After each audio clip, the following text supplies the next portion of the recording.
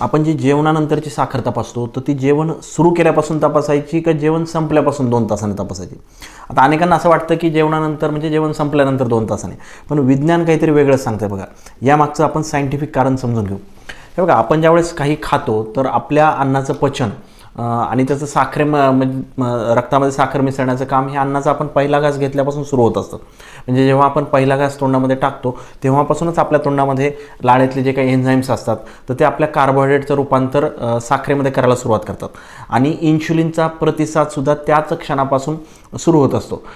जर तुम्ही समजा तुम्हाला जेवायला एक 20, 25, 30 मिनटं जर लागले, तुम्ही जर जेवण सावकाश केलं आणि जेवण संपल्यापासून जर 2 तास मोजले तर शरीरातील साखरेची जी काही खरी पीक लेवल असते ना तर ती निघून गेलेली असते.